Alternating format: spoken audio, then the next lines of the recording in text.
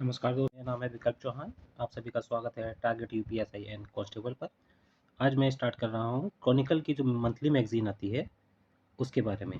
जो monthly magazine है आज उसका थोड़ा पोर्शन मैं कंप्लीट करूँगा और आपको बताऊँगा कि इसमें आप शॉर्ट नोट्स कैसे पढ़ाएँ। क्योंकि आप तो देखिए जून 2025 की मैगजीन है, लेकिन इसमें जो करंट अफेयर है आपका 27 अप्रैल तक का है, जैसे कि आप देख रहे होंगे। तो 27 अप्रैल तक का है। इसमें अब स्टार्ट करते हैं। अब देखिए इसका पहला पेज देखते हैं।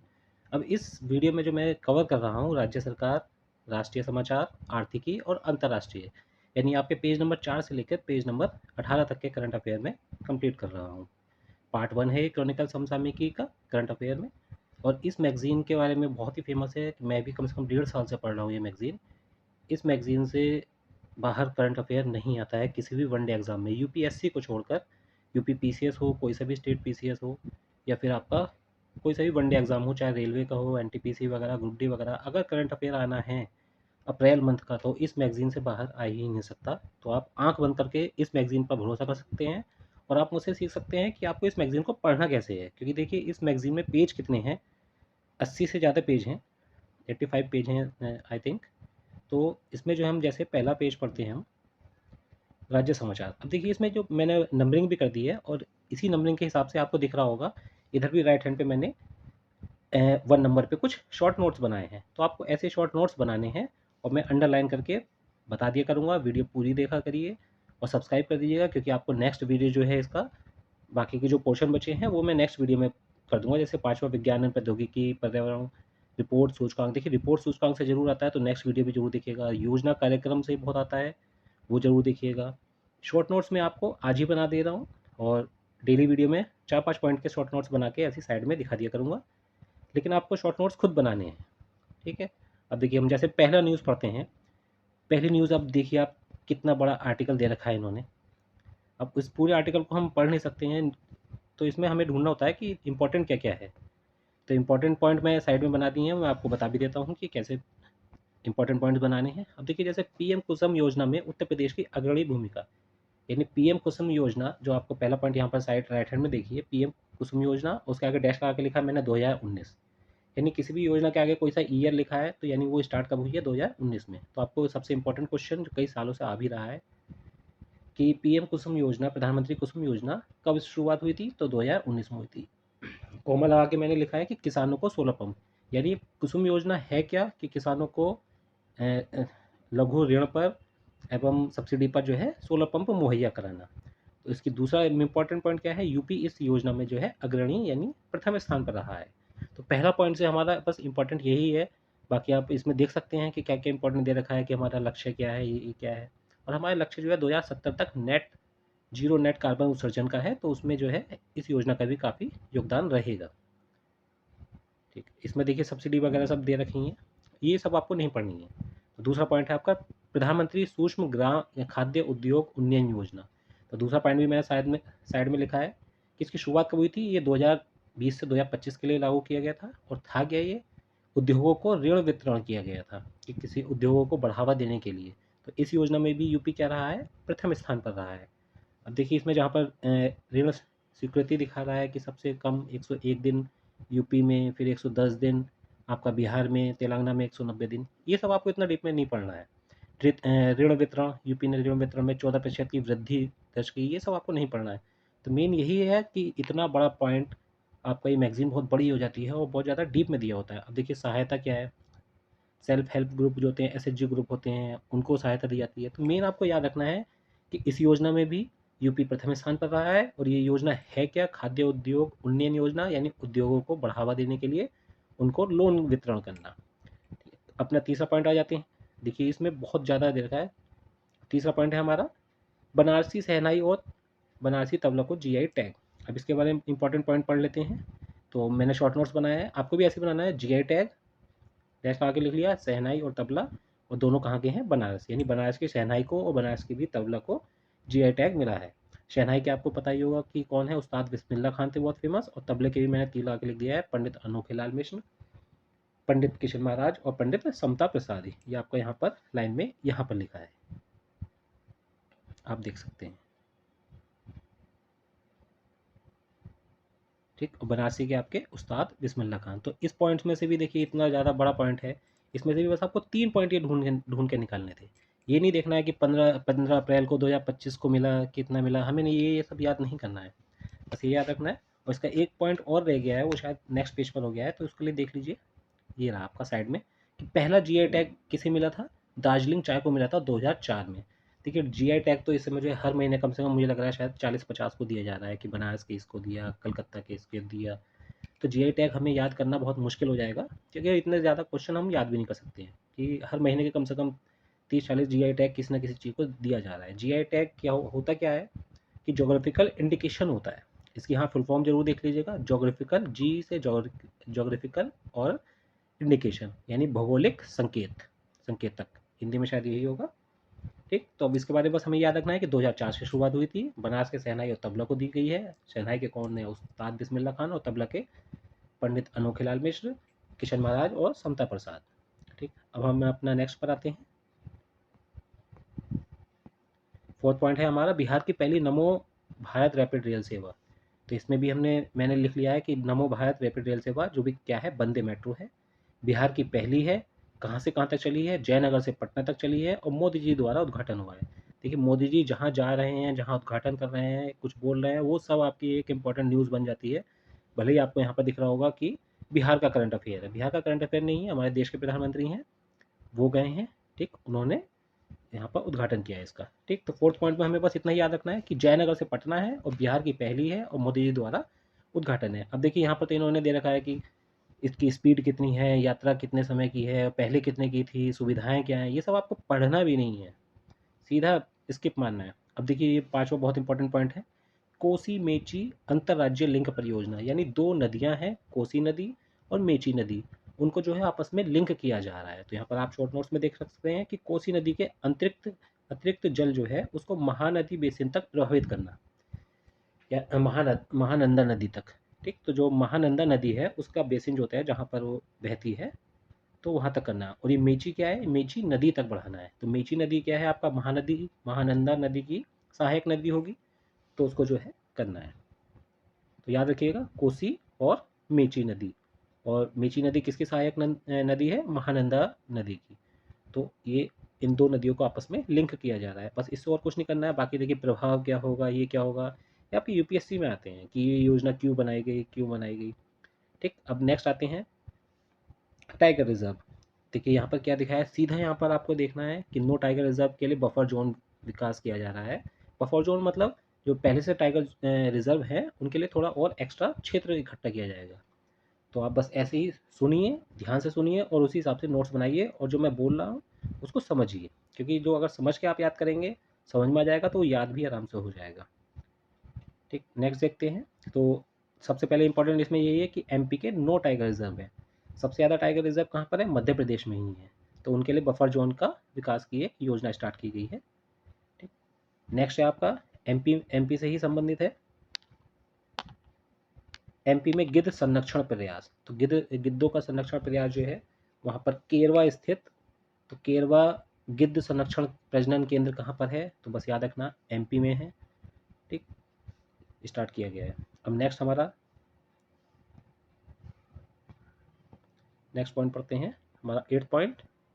देखिए यहाँ पर गिद्ध कितने हैं, कितनों को गिद्धों को छोड़ा गया है, कितने नए गिद्ध हैं, कहाँ पर छोड़ा गया है, उनकी पर्यावरणीय भूमिका क्या होती है। आपको पता ही होगा गिद्धों की पर्यावरण में भूमिका क्या है हमारे पर्यावरण में। तो ये मृत जानवरों को साफ करके हैं, उन्हें खाते हैं। ठीक, अब नेक्स्ट हमारा पॉइंट है कोटा में प्रस्तावित संविधान पार्क। तो संविधान पार्क जो है नया बनाया जा रहा है, महाराष्ट्र में ही बन चुके हैं, पहला महाराष्ट्र में ही बना है शायद। ठीक, तो राजस्थान में भी आपका एक संविधान पार्क बनाया जाएगा। कहाँ पर बनाया जाएगा? बस आपको ये याद रखना है, कोटा में बनाया जाएगा। और कोटा को आपको याद रखना है कि ओम बिरला का हमारा ये संसदीय क्षेत्र है। जो ओम बिरला कौन है? हमारे लोकसभा के स्पीकर, या जिनको हिंदी में कहा जाता है अध्यक्ष। अब इसके देखिए मुख्य बिंदु पता, बहुत कुछ दे रखे हैं, ये डीप में है, जो यूपीएससी में क्वेश्चन आते हैं। ठीक, या फिर यूपी पीसीएस में भी कभी कभी कथन करके आते हैं कि कितने कथन सही हैं। ठीक, यहाँ पर क्या होगा, ऐतिहासिक चित्रण क्या होगा, क्या होगा, ये सब आपको नहीं पढ़ना है। फिर हमारा 9वां पॉइंट आ जाता है, जल्दी जल्दी पढ़ेंगे, सिल्कियारा सुरंग। ये सुर्खियों में रही सिल्कियारा सुरंग। तो इसके बारे में बस यही लिखना है कि ये उत्तराखंड की है, उत्तराखंड में बनाई गई है, कितने किलोमीटर की है, 4.53 किलोमीटर की बनाई गई है। और इसका नाम किस पे रखा गया है, वहाँ के स्थानीय देवता बाबा बोखनाग के नाम पर रखा गया है। तो ये देखिए शॉर्ट नोट्स में बस ऐसे ही लिखिए कि सिलक्वारा सुरंग उत्तराखंड और स्थानीय देवता बाबा बोखनाग के नाम पर रखा गया। और तीसरा इंपॉर्टेंट पॉइंट है इसका कि चार धाम बारामासी सड़क परियोजना का एक हिस्सा है। ये चार धाम बारामासी सड़क परियोजना बन रही है जो चारों धामों को एक साथ जोड़ रही है उत्तराखंड के। ठीक, अब नेक्स्ट पॉइंट पर आते हैं। हमारा 10वां जो है हमारा है IS।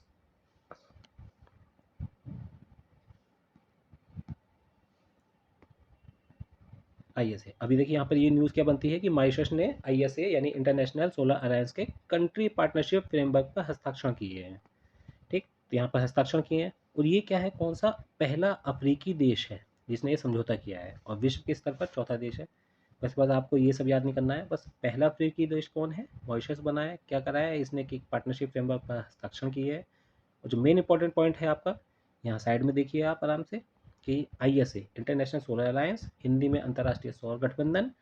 और नेक्स्ट पॉइंट है कि इसका जो है भारत, देखिए न्यूज़ यहीं से ही बनाया है शॉर्ट नोट्स मैंने, तो आगे की वीडियो में मैं खाली अंडरलाइन कर दिया करूँगा, आप उनको शॉर्ट नोट्स बना लिया करिएगा। पूरी कहानी नहीं लिख रही है कि स्थापना की गई थी तो की गई थी नहीं लिखना है, सीधा ऐसे लिख लेना है कि भारत और फ्रांस द्वारा 2015 में स्थापना।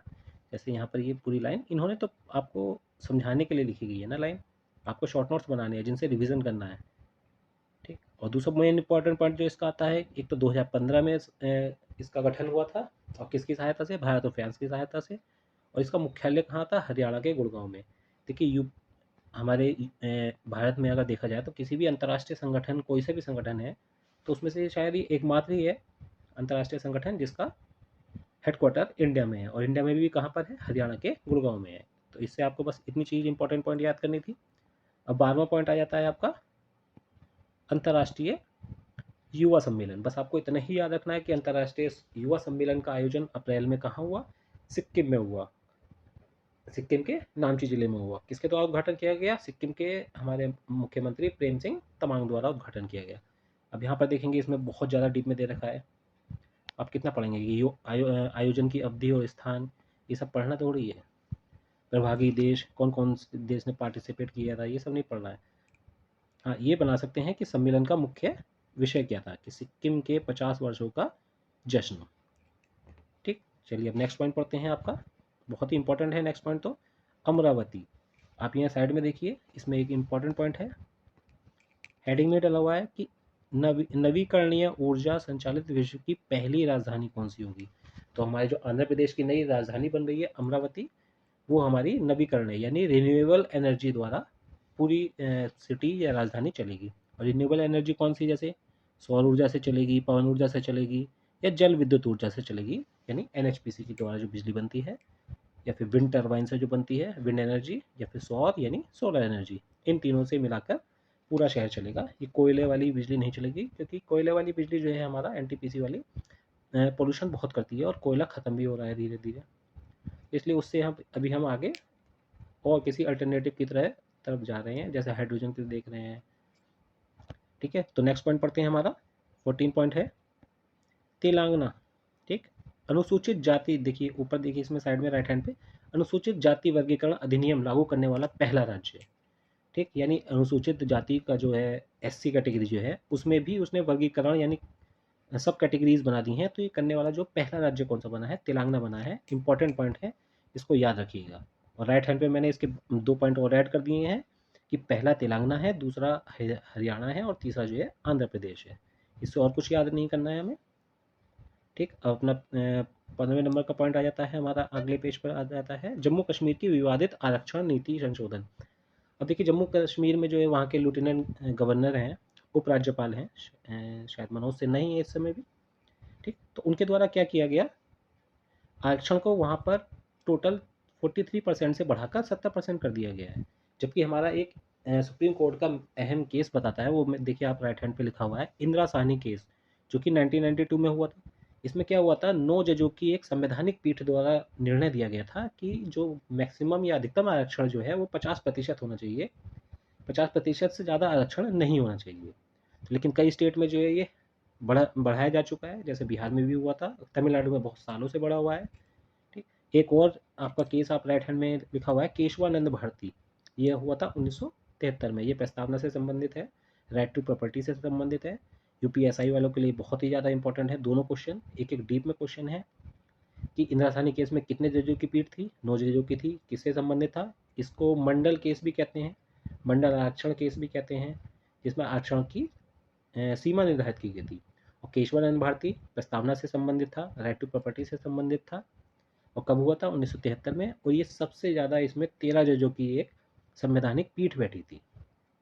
ठीक, ये क्वेश्चन इंपॉर्टेंट है कि 13 जजों की, यानी सबसे अधिक किस केस में संवैधानिक पीठ बनी थी, तो आपका केशवानंद भारती। और ये इंपॉर्टेंट भी है, केशवानंद भारती के अभी 2 साल पहले 50 साल भी पूरे हुए हैं। और केशवानंद भारती जो जिनका केस था ये, उनका देहांत भी अभी शायद 2022 या 23 में ही हुआ था। ठीक है, अब नेक्स्ट पढ़ते हैं। तो जम्मू कश्मीर की नीति से हमें और कुछ नहीं पढ़ना है कि इसको कहाँ पर क्या है, बस हमने इसके बस एक और देख लिया कि यहाँ पर जो है 70% अब आरक्षण हो गया है। तो आरक्षण से संबंधित हमारी एक केस हो गया इंदिरा साहनी केस, जिन्होंने कहा था कि आरक्षण 50% से ज़्यादा होना ही नहीं चाहिए।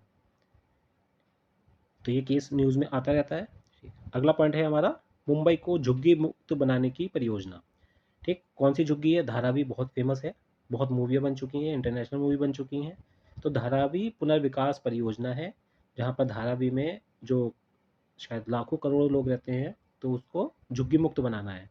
उसके लिए जो है आपका भूमि का आवंटन हो गया है। तो बस इतना ही इंपॉर्टेंट है।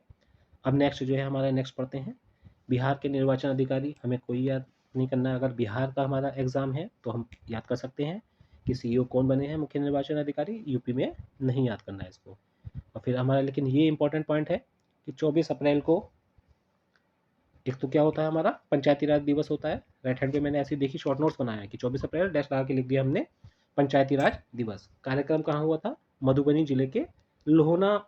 देखिए यहाँ पर पंचायत का भी नाम याद रखेंगे कि कौन सी पंचायत थी, लोहना, लोहना उत्तर ग्राम पंचायत में। ठीक, कहाँ पर? मधुबनी जिले में। और संबोधन किसने किया था? मोदी जी ने संबोधन किया था।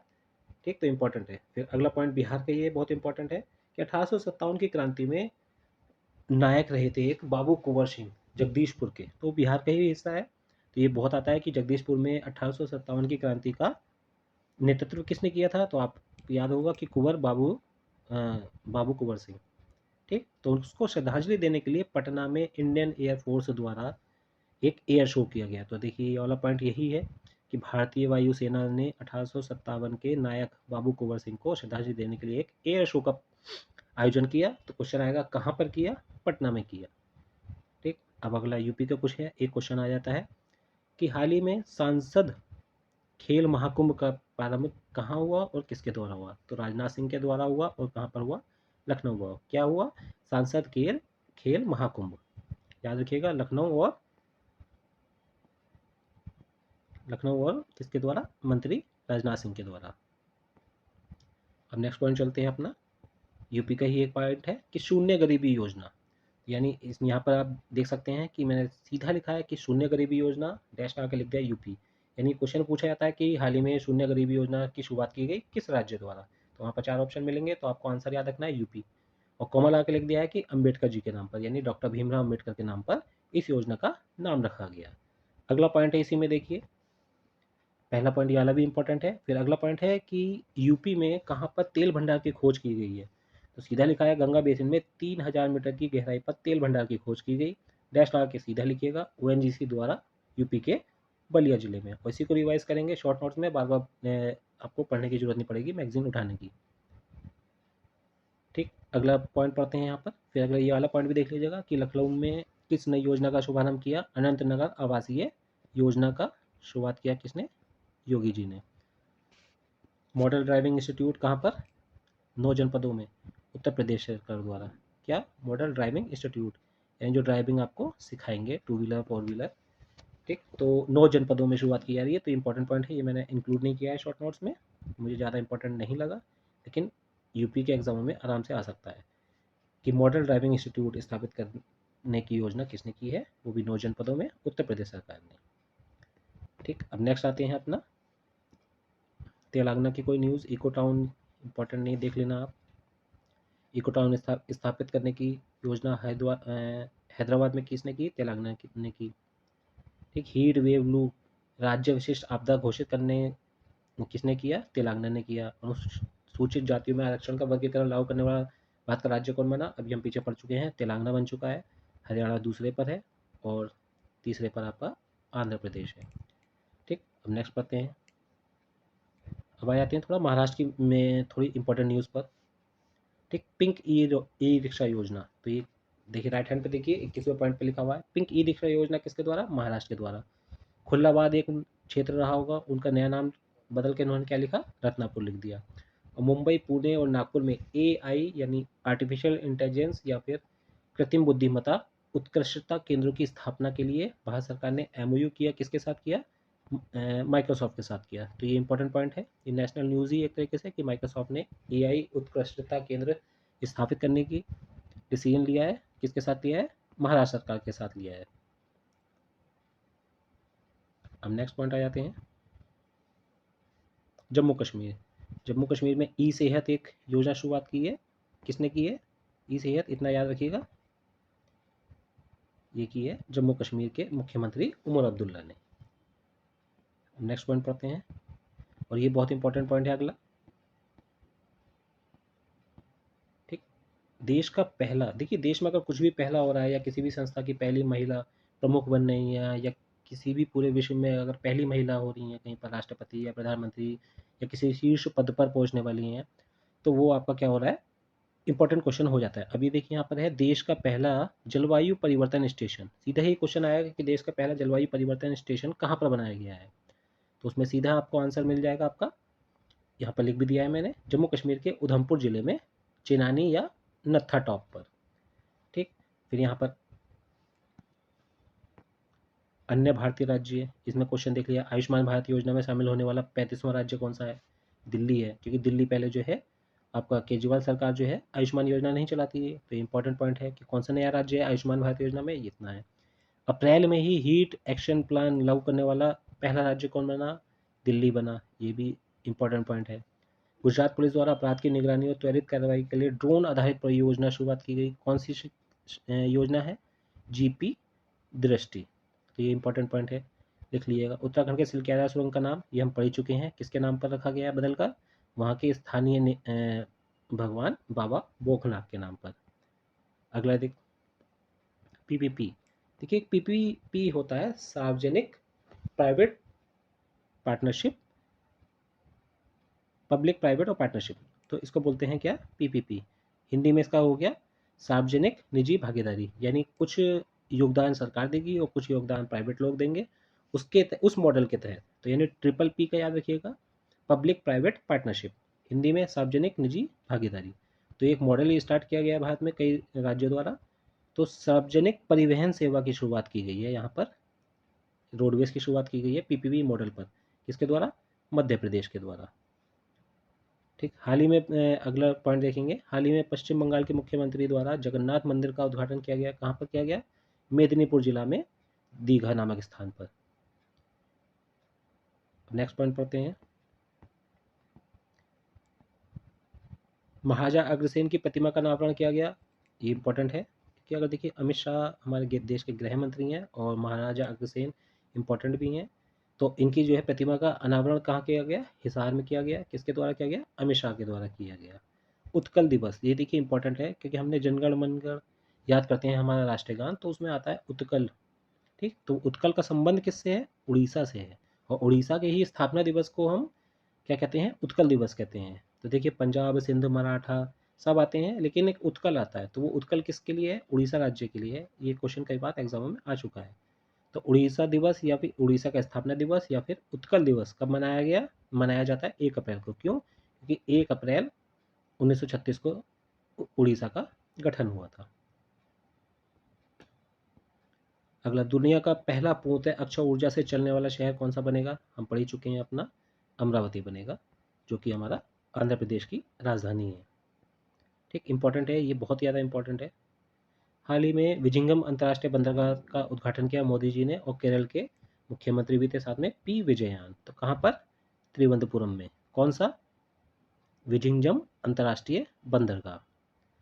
कौन सा राज्य है, नेक्स्ट पॉइंट पढ़ते हैं, कौन सा राज्य देश का पहला पूर्ण डिजिटल साक्षर राज्य बनेगा? केरल बनेगा। जाहिर सी बात है कि साक्षरता लिटरेसी रेट जो है हमेशा किसका ज़्यादा रहा है? केरल का रहा है। ठीक, नेक्स्ट पढ़ते हैं। देखिए हर स्टेट की कोई ज़्यादा नहीं है कि सारी न्यूज़ पढ़नी है हमें, जो लेकिन जो इंपॉर्टेंट है, जैसे पूर्ण डिजिटल साक्षर राज्य। ठीक, जब लिटरेसी रेट में है तो अगर डिजिटाइजेशन में भी अगर होगा, डिजिटल रूप से भी होगा, तो वो भी साक्षर राज्य सबसे पहले, इतना जाहिर सी बात है, ऑब्वियस सी बात है कि केरल ही बनेगा। ठीक, नेक्स्ट देखते हैं अगला पॉइंट। हाल ही में किस राज्य ने केंद्र सरकार राज्य संबंधों की समीक्षा के लिए सर्वोच्च न्यायालय के पूर्व न्यायाधीश कुरियन जोसेफ की अध्यक्षता में 3 दिवसीय सदस्य की एक समिति का गठन किया है? देखिए तमिलनाडु इस समय अभी काफ़ी न्यूज़ में है। अभी आपको एक न्यूज़ बताऊंगा, क्योंकि ऐसा क्या हो रहा था कि तमिलनाडु के जितने भी विधेयक हैं वहाँ की विधानसभा से पास होने के बाद राज्यपाल उन्हें अटका दे रहे थे, या तो अपने पास रख ले रहे थे या फिर राष्ट्रपति के पास भेज दे रहे थे। लेकिन वो बिल जो है विधेयक जो है उन्हें पास करके अधिनियम का रूप नहीं मिल पा रहा था। तो उस केस में सुप्रीम कोर्ट ने बहुत बड़ा फैसला दिया है, और वो आपके एग्जाम में यूपीएसआई में भी और यूपी के हर एग्जाम में आने के लिए बहुत इंपॉर्टेंट है। अब देखिए हमारे आ जाता है राष्ट्रीय। यहाँ पर देखिए राइट हैंड में मैंने इसके भी शॉर्ट नोट्स बनाए हैं। देखिए हर चीज़ के मैं शॉर्ट नोट्स बना के नहीं दे सकता हूँ, आप बनाइए, अपने बनाइए और अच्छे से उनको उन्हीं को रिवाइज करिए, और फिर मैगजीन को दोबारा से पढ़ने की आपको जरूरत नहीं पड़ेगी, और फिर पढ़ेगी तो खाली उन्हीं उन्हीं पॉइंटों पर आपका ध्यान जाएगा। तो पहला पॉइंट है राष्ट्रीय में कि भारत में चिकित्सा और स्वास्थ्य पर्यटन। देखिए चिकित्सा और स्वास्थ्य पर्यटन मतलब क्या है? यानी हेल्थ के लिए, यानी कोई अपना ऑपरेशन कराने बाहर से के देश से भारत में आ रहे हैं तो उसमें वृद्धि हुई है। तो बस आपको एक टॉपिक पता होना चाहिए कि स्वास्थ्य पर्यटन क्या है, चिकित्सा पर्यटन क्या है, उसमें वृद्धि कितनी हुई है, याद कर सकते हैं तो याद कर लीजिए, ज़्यादा इंपॉर्टेंट नहीं है।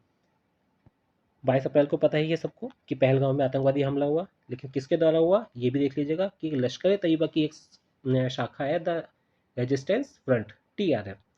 ठीक, तो बस उसका नाम याद रखना है क्योंकि 22 अप्रैल को हुआ। द रेजिस्टेंस फ्रंट, TFR, किसकी शाखा है? लश्कर ए तैयबा एक आतंकवादी संगठन है, उसकी शाखा है। ठीक है, नेक्स्ट पढ़ते हैं अब। अगला पॉइंट है हमारा, ये पॉइंट बहुत इंपॉर्टेंट है कि विश्व के 100 सर्वश्रेष्ठ अस्पतालों में भारत का भी एक अस्पताल पहली बार आया। कौन से नंबर पर आया? 97वें नंबर पर आया।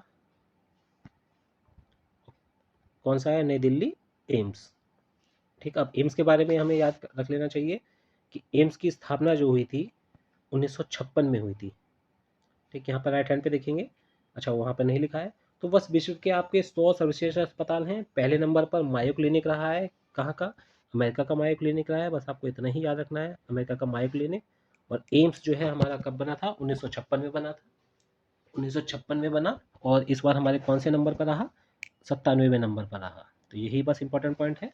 चलिए आगे बढ़ते हैं, नेक्स्ट पॉइंट पढ़ते हैं।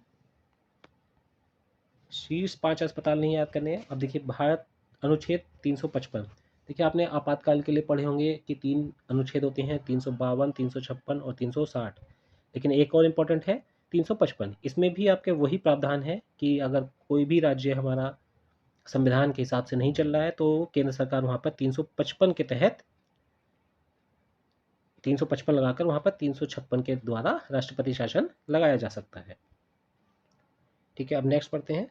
अब देखिए यहाँ पर राज्यपालों की जो मैं बता रहा था, ये 5वां पॉइंट छोड़ दिया है कि 5वां पॉइंट ये है आपका BNS से संबंधित है। संक्रमण फैलाने वाले लापरवाह कृत्यों पर सजा, यानी कोई अगर वायरस जैसे कोरोना वायरस आया था तो उसको अगर कोई जानबूझकर या लापरवाही से ही फैला रहा है तो उस पर भी अब सजा हुआ करेगी BNS की धारा 271 के तहत। अब देखिए हमारे ये वाला पॉइंट क्या है आपका, राज्यपालों की विधेयक स्वीकृति पर सुप्रीम कोर्ट का निर्णय, जो मैंने अभी आपको बताया था, तो उस पर एक निर्णय आया है। देखिए यहाँ पर ये 6वां पॉइंट है कि राज्यपालों की विधेयक स्वीकृति पर, तो ये तमिलनाडु के ही थे। तमिलनाडु के राज्यपाल द्वारा जो है वहाँ के विधेयक जो है विलम्ब किया जाता है, देरी की जाती थी और राष्ट्रपति को बार बार भेजा जा रहा था। तो उसको सुप्रीम कोर्ट ने जो है संवैधानिक रूप से गलत बताया, और इसी मामले में फैसला देते हुए राज्यपाल की भी आपका क्या किया गया, समय सीमा निर्धारित की गई कि आपको चुनी हुई सरकार के विधेयक से पास होकर कोई विधेयक आया है तो आप उसको ज़्यादा लंबे समय तक नहीं टांग सकते हैं। तो यहाँ पर देखिए समय सीमा निर्धारित की गई, किसकी समय सीमा निर्धारित की गई? ये राज्यपाल के लिए सीमा निर्धारित की गई, और किसका प्रयोग करके? ये भी इंपॉर्टेंट है, अनुच्छेद 142 का प्रयोग करके सुप्रीम कोर्ट ने ये फैसला सुनाया। और इसके बाद राष्ट्रपति के लिए भी बहुत ही इंपॉर्टेंट पॉइंट है कि 6 माह के भीतर निर्णय लेना होगा। राष्ट्रपति को भी एक समय सीमा निर्धारित की गई है। नेक्स्ट पॉइंट पढ़ते हैं हमारा, मृत्यु दंड और फांसी रिपोर्ट। इसमें इंपॉर्टेंट क्या है, राइट हैंड पे देखिए, एमनेस्टी इंटरनेशनल एक संगठन है, तो उसका हेडक्वार्टर है लंदन। ये बहुत ज़्यादा इंपॉर्टेंट है, आता है कि एमनेस्टी इंटरनेशनल जो कि ह्यूमन राइट्स या फिर मानवाधिकारों पर काम करती है, उसका हेडक्वार्टर कहाँ पर है, लंदन में है। तो इसमें इंपॉर्टेंट पॉइंट क्या है कि इन्होंने मृत्युदंड और फांसी रिपोर्ट पेश की है, यानी कहाँ कहाँ पर जो है फांसी दी जा रही है। तो भारत में जो है आपको देखिए यहाँ पर लास्ट में लिखा है, भारत में 2024 में 165 नए फांसी की सजाएं सुनाई गई हैं, लेकिन दी किसी को नहीं गई हैं। लेकिन जो वृद्धि हुई है पूरी दुनिया में 32% वृद्धि हुई है फांसी देने पर, जिसमें कि पहला स्थान है, आप याद रखिएगा, कि ईरान का है। कि सबसे ज़्यादा फांसी जो है किसने दी है, ईरान ने दी है। और दूसरे नंबर पर सऊदी अरब और तीसरे नंबर पर इराक। और भारत में नए नए मृत्युदंड की सज़ा तो सुनाई गई है, लेकिन वृद्धि भी है, लेकिन किसी को फांसी नहीं दी गई है। ठीक, नेक्स्ट पॉइंट पढ़ते हैं। इसमें और ज़्यादा कुछ नहीं पढ़ना है। सुप्रीम कोर्ट के जजों की संपत्ति सार्वजनिक घोषित करने का निर्णय लिया गया। ठीक, जितने भी हमारे सुप्रीम कोर्ट के जज हैं 33+1 CJI को मिलाकर, तो उन्होंने अपनी संपत्ति जो है सारी सार्वजनिक घोषित करने की, क्योंकि आपने देखा होगा न्यूज़ में, एक दिल्ली हाई कोर्ट के जज थे, उनके घर पर नकदी मिली थी, आग लग गई थी। तो उसी केस के बाद सारे सुप्रीम कोर्ट के जजों ने फैसला लिया कि सब अपनी संपत्ति जो है सार्वजनिक घोषित करेंगे सुप्रीम कोर्ट की वेबसाइट पर। ठीक, नेक्स्ट पॉइंट पढ़ते हैं। देखिए ये बहुत इंपॉर्टेंट पॉइंट है, राइट हैंड पे देखिएगा, यूनेस्को का एक स्मृति रजिस्टर होता है। ठीक, तो उसमें जो है इस बार जो है 74 नए दस्तावेज शामिल किए गए हैं, लेकिन हमें कोई मतलब नहीं है, बस 74 याद रखिएगा कि इस बार जो है यूनेस्को की स्मृति रजिस्टर में कितने नए दस्तावेज रजिस्टर किए गए हैं, 74 नहीं किए गए हैं। उन 74 में से 2 जो है हमारे भारत के हैं। कौन कौन से हैं, भगवत गीता और भरत मुनि द्वारा रचित नाट्य शास्त्र की पांडुलिपियाँ। अब भगवत गीता आपको इम्पोर्टेंट पता ही है, लेकिन उसमें एक इम्पॉर्टेंट पॉइंट आप ये याद रख लीजिएगा कि भगवत गीता जो है किसका पार्ट है, महाभारत के पार्ट है, लेकिन महाभारत के भी किसका है, महाभारत के भीष्म पर्व का हिस्सा है क्या, भगवत गीता, जिसमें कृष्ण भगवान द्वारा अर्जुन को उपदेश दिया जाता है। ठीक है, तो याद रखिएगा कि भगवत गीता और भरत मुनि के रचित एक नाट्य शास्त्र है। ठीक, उसको जोड़ा गया किसमें, यूनेस्को के स्मृति रजिस्टर में। बहुत ही ज़्यादा इंपॉर्टेंट है, ये एग्जाम में 100% आएगा ही आएगा। ठीक, अब नेक्स्ट पॉइंट पढ़ते हैं हम अपना 10वां पॉइंट है। अब देखिए इतना छोटा सा पॉइंट है, लेकिन ये 11वां पॉइंट जो दे रखा है इतना लंबा दे रखा है, पुथांडु 2025। एग्जाम में बस यही पूछेगा कि पुथांडु क्या है, ये तमिल नववर्ष का नाम है। तमिल नववर्ष को ये तमिलनाडु वाले जो कहते हैं, हमारा तमिल नववर्ष है, उनका न्यू ईयर जो है उसका नाम है पुथांडु। और इसमें आपको देखिए इतना बड़ा लिखा है कि क्या क्या है क्या क्या है, तो इतना सब आपको नहीं पढ़ना है, शॉर्ट नोट्स बनाने हैं। इतने बड़े आर्टिकल में से आपका देखिए राइट हैंड पे बस एक शॉर्ट नोट्स ही बना है, क्या, पुथांडु 2025, जिसके आगे टेक्स्ट आगे लिख लेंगे कि हमारा ये क्या है, तमिल नववर्ष है। अब देखिए यहाँ पर आर्थिकी की कुछ स्टार्ट करते हैं। आर्थिकी का आपका पहला पॉइंट है आपका 1 स्टेट 1 RRB, यानी आपके जैसे यूपी में भी हमारे 4-5 RRB थे। ठीक, अब देखिए शॉर्ट नोट्स खत्म हो गए हैं, अब मैं आपको बुक से ही पढ़ाता हूँ। ठीक, हाँ, 1 स्टेट 1 RRB, यानी हर स्टेट में अब एक ही RRB होगा। तो जितने भी RRB हैं उन सबको मर्ज करके हर स्टेट का एक RRB बनाया जा रहा है। अब देखिए इसमें मेन इंपॉर्टेंट पॉइंट क्या है, अभी मैंने शायद वो साइड हटा दी है। उसमें हमारा मेन क्या है कि RRB का जो है हिस्सेदार कौन कौन होता है। तो RRB का हिस्सेदार लिख लीजिएगा, भारत सरकार 50% होता है और राज्य सरकार 15%, और जो एक प्रायोजक बैंक होता है, हर ग्रामीण बैंक का एक प्रायोजक ग्रामीण बैंक होता है, वो नॉर्मल नेशनलाइज बैंक होता है, उसकी हिस्सेदारी उस बैंक में कितनी होती है, 35% होती हैं। ठीक, और एक इंपॉर्टेंट पॉइंट ये है आपका, लिख लीजिएगा, नोट कर लीजिएगा, यहाँ पर था इसमें, हाँ, RRB क्षेत्रीय ग्रामीण बैंक अधिनियम 1976, यानी रीजनल रूरल बैंक एक्ट कब पारित किया गया था, 1976 में पारित किया गया था। और लेकिन अगर क्वेश्चन आता है और आता भी रहा है कि भारत में पहली ग्रामीण बैंक कौन सी थी, तो वो बनी थी आपकी 2 अक्टूबर को 1975 में, मुरादाबाद में मुख्यालय था उसका, प्रथमा बैंक। ठीक है, अगला पढ़ते हैं spring poverty and equity brief. देखिए इकोनॉमिक्स से आपका गरीबी का आया है, बस यही है। तीसरा पॉइंट इसमें क्या है, विश्व बैंक ने भारत की जो है फाइनेंशियल ईयर 26 की जीडीपी वृद्धि दर का अनुमान 6.3% किया है। तो बस इसमें पॉइंट करके लिख लेना है कि भारत की 26 में जीडीपी डैश लगा के 6.3% किसके द्वारा अनुमानित, विश्व बैंक के द्वारा अनुमानित की गई है। ठीक, आईएमएफ ने वैश्विक विकास का अनुमान घटाया है। फोर्थ पॉइंट यही है कि वैश्विक अनुमान जो है घटा लिया है, कितना किया है, 2.8% का किया है।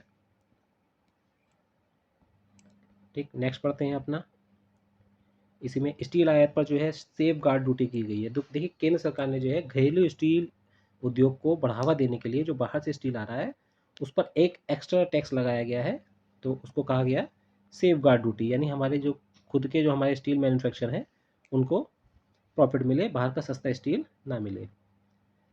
ठीक, नेक्स्ट पॉइंट पढ़ते हैं, छठा पॉइंट, भारत का विदेशी मुद्रा बाजार पिछले 4 वर्षों में दुगुना दो गुना हो चुका है। ठीक है, बस इतना ही याद रखिएगा, फॉरेक्स रिजर्व जिसको बोलते हैं। Next point, BSE 150 index launch किया गया। बीएसई क्या है, भारत स्टॉक एक्सचेंज, जो कि 1875 में की गई थी, बनी थी, और इसके जो है 150वां स्थापना दिवस हुआ है, ये भी बहुत इंपॉर्टेंट याद रखिएगा। यानी बीएसई कब थी, 1875, इसका याद रखिएगा, 150वीं स्थापना दिवस मनाया गया है इसका। ठीक, तो 1875 में जो एशिया की सबसे पुरानी स्टॉक एक्सचेंज है, अब कहाँ पर है ये, मुंबई में है, दलाल स्ट्रीट के नाम से एक क्षेत्र है, वहाँ पर है। ठीक, तो बस इसका बीएसई का याद रखेंगे, 1875, एशिया की सबसे पुरानी स्टॉक एक्सचेंज, और कहाँ पर है, दलाल स्ट्रीट, मुंबई। नेक्स्ट पॉइंट पढ़ते हैं, भारत के निर्यात में रिकॉर्ड वृद्धि। भारत का जो निर्यात हो रहा है उसमें रिकॉर्ड वृद्धि हो रही है। आप इसको बस पॉइंट देख लीजिएगा मोटे मोटे। देखिए इकोनॉमिक्स से बहुत कम आते हैं। भारत की मुद्रास्फीति 6 वर्षों में सबसे निचले स्तर पर पहुंची है। ठीक, भारत की जो मुद्रास्फीति है यहाँ पर कितनी दर्ज की गई है, 3.34%, जो कि अगस्त 2019 के बाद से सबसे कम है। इसी को इन्फ्लेशन बोलते हैं, महंगाई बोलते हैं, मुद्रास्फीति। ठीक है, ये 2 से 6% के बीच में होनी चाहिए, तभी किसी देश का जो है इकोनॉमी सही चल रही है, अर्थव्यवस्था सही चल रही है। ठीक है, नेक्स्ट पॉइंट पढ़ते हैं, 10वां पॉइंट आ जाता है, भारत में प्लास्टिक पार्क, यानी प्लास्टिक पार्क बनाने की एक योजना शुरुआत की गई है। एक सेकेंड थोड़ा, ओके, हाँ, प्लास्टिक पार्क शुरू की गई है। ठीक, ज़्यादा इंपॉर्टेंट नहीं है। भारत बायो इकोनॉमी रिपोर्ट पेश की गई है, ये भी देख लीजिएगा, कितना मूल्य था, इतना बिलियन था, और राष्ट्रीय जीडीपी का कितना हिस्सा है, 4.25% से अधिक है। ठीक है, नेक्स्ट पॉइंट पे देखते हैं। देखिए इकोनॉमी से बहुत कम आते हैं आपके राष्ट्रीय, अंतर्राष्ट्रीय, वन लाइनर, नियुक्तियाँ, मृत्यु, देहांत और खेल, यहाँ से क्वेश्चन बहुत ज़्यादा आते हैं। ठीक, अगला पॉइंट है हमारा अंतर्राष्ट्रीय, सिंधु जल संधि, ये आपको मैं अभी पढ़ा चुका हूँ, वीडियो देख लीजिएगा, सिंधु जल संधि के बारे में बहुत ही ज़्यादा इंपॉर्टेंट है। और ये देखिए एक पॉइंट मैंने आपको बताया था उसमें कि विवाद समाधान प्रक्रिया क्या है, तो उसमें भी मैंने 3 पॉइंट बताए थे, और देखिए इस मैगजीन में भी यही 3 पॉइंट आए हैं कि एक तो आयोग बनेगा, उससे नहीं होगा तो न्यूट्रल एक्सपर्ट बनेगा, उसकी नियुक्ति की जाएगी, किसके द्वारा की जाएगी, वर्ल्ड बैंक के द्वारा की जाएगी, और वरना फिर अंतर्राष्ट्रीय न्यायालय। जो तीसरा पॉइंट है, इसका जो फैसला होगा वो मानना कंपलसरी होगा। ठीक, तो नेक्स्ट देखते हैं अपना, सिंधु नदी का पूरा उस पर देख लीजिएगा कि कौन सी पूर्वी नदियों पर भारत को किसको है, और पश्चिमी नदियों पर पाकिस्तान को, सिंधु, झेलम और चिनाब पर है। ठीक, नेक्स्ट देखते हैं, देखिए शिमला समझौता। देखिए शिमला समझौता भी निरस्त किया गया था पाकिस्तान के द्वारा, तो बस इसको बस याद रखना है कि आपका 1971 के युद्ध के बाद जो है 2 जुलाई 1972 को शिमला में हस्ताक्षर किए गए थे, और किस किस के बीच किए गए थे, बस इतना याद रखना। इंदिरा गांधी सबको याद है, लेकिन बस पाकिस्तान की तरफ से कौन थे, प्रधानमंत्री जुल्फिकार अली भुट्टो थे, बस ये याद रखिएगा। और सिंधु जल संधि किसके बीच हुई थी, नेहरू 1960 में हुई थी, ये देखिए 1960 में हुई थी, जिसको IWT, इंडस वाटर ट्रीटी भी कहा जाता है। मध्यस्थता किसने की थी, विश्व बैंक ने की थी। भारत और पाकिस्तान के बीच हुई थी, कहाँ पर हुई थी, कराची में हुई थी। कराची में किस किस के बीच हुई थी, जवाहरलाल नेहरू और जनरल, पाकिस्तान के उस समय थे जनरल अयूब खान, तो उनके बीच में हुई थी। तो ये इंपॉर्टेंट पॉइंट जो है आपको याद रखने पड़ेंगे। शिमला समझौता हो गया है, देखिए, ठीक है। उसके बाद आ जाता है हमारा इंपॉर्टेंट पॉइंट एक, ये येलो सी मुद्दे पर चीन और दक्षिण कोरिया के बीच तनाव। ठीक, कोई एक पीली सागर है, कोरिया में है, तो उसको लेकर जो है चीन और दक्षिण कोरिया में तनाव स्टार्ट हुआ है। ठीक, साउथ चाइना सी में हमेशा चीन का जो है सारे छोटे छोटे देश जो है बगल में उनके साथ विवाद रहता है, साउथ चाइना सी। ठीक, अब इसमें अगला, अमेरिकी उपराष्ट्रपति की भारत यात्रा, तो इससे आपको इतना सब कुछ नहीं पढ़ना है कि उन्होंने आए क्या किया, कौन कौन से एमओयू साइन किए, कौन कौन सी घोषणाएं हुई। बस हमें याद रखना है कि राष्ट्रपति तो हमें पता है कि ट्रंप है, लेकिन उपराष्ट्रपति कौन है, जेडी वेंस। कौन है, जेडी वेंस। तो बस छोटा सा नोट बना लेना, हाल ही में अमेरिकी उपराष्ट्रपति भारत आए। ठीक, मोदी जी से मुलाकात की दिल्ली में, कौन थे, जेडी वेंस थे। नेक्स्ट पॉइंट पढ़ते हैं, इन्होंने क्या क्या चर्चा की, ये सब कुछ नहीं हमें देखना है। अगला पॉइंट इंपॉर्टेंट, प्रधानमंत्री का, हमारे मोदी जी का सऊदी अरब की यात्रा।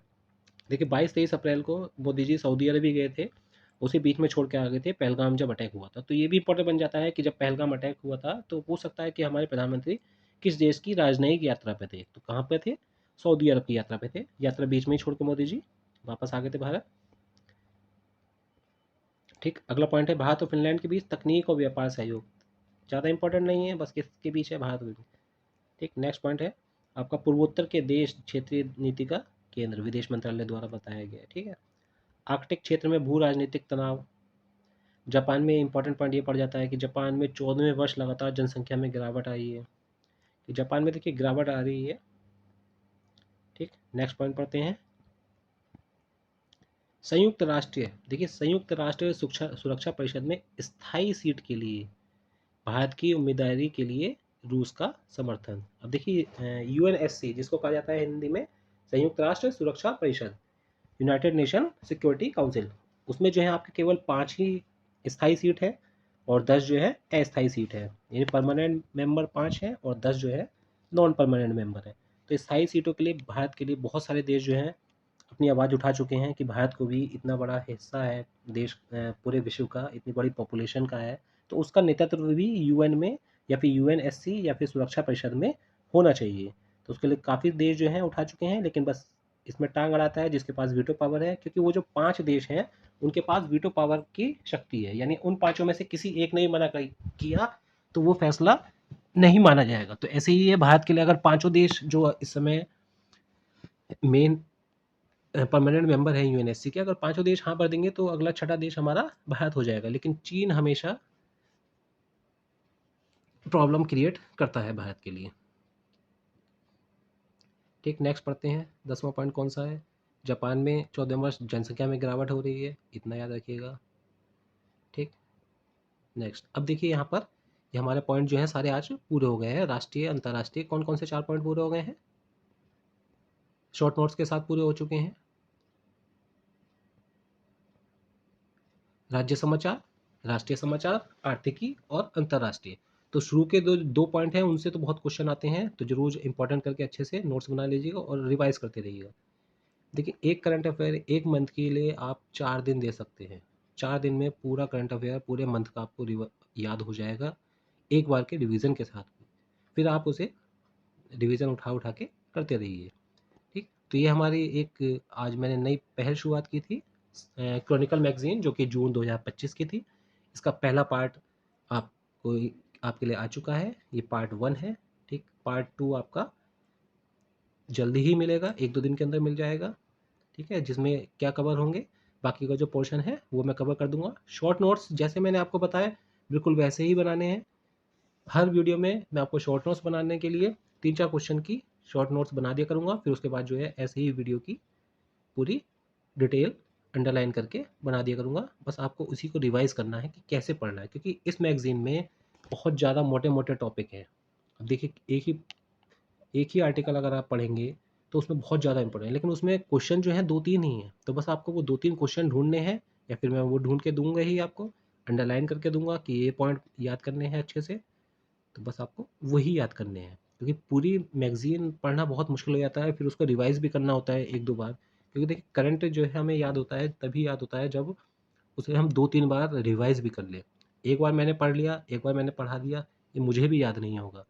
मैं भी कम से कम 2 या 3 बार रिवाइज़ करता हूँ इस मैगज़ीन को। मेरे पास वो बुक है, बुक में ही अंडरलाइन कर करके रिवाइज़ करता हूँ। ये शॉर्ट नोट्स मैंने आपके लिए पहली बार लिखे हैं, ठीक है? तो आपको अच्छा लगा हो तो प्लीज़ चैनल को सब्सक्राइब ज़रूर कर लीजिएगा और नोटिफ़िकेशन ऑन कर लीजिए, क्योंकि इसके आगे के क्रॉनिकल के पार्ट 2, 3, 4 जहाँ तक मुझे लग रहा है कि 4 पार्ट में क्रॉनिकल मैगज़ीन पूरी हो जाएगी इसी वीक में, ठीक है? ओके, तब तक के लिए नमस्कार।